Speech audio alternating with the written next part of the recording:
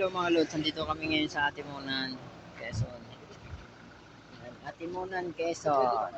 Welcome to Atimunan, Quezon. At ito yun.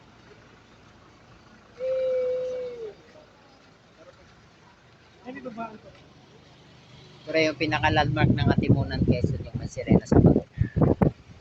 Ganda ng dagat. Linaw. Atimunan, Quezon. Sarap ng hangin. Ganda.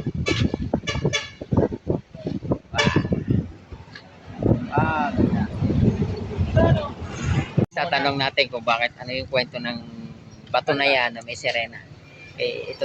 Ayan. So, ano yung anong kwento dyan? Bakit may sirena dyan? May lalaking mga isda. Tapos? May isda siya, na-encounter niya to, sirena, pangalan niya ay Monang. Si Ate Monang. Kaya pala Mona. Mona. Yung lalaki, may pala to, magandang bilgot sa kanyang sirena kasi dumadami nagkaroon sila na relasyon dumami yung isda ng kung naghiwalay sila ay sinumpa dito sa batong to cheeky boy. mawawala ng isda dito sa dagat at ako yung magiging isang bato. So kaya yan. Kaya para naging nilagay sila parang pinakalandmark niya.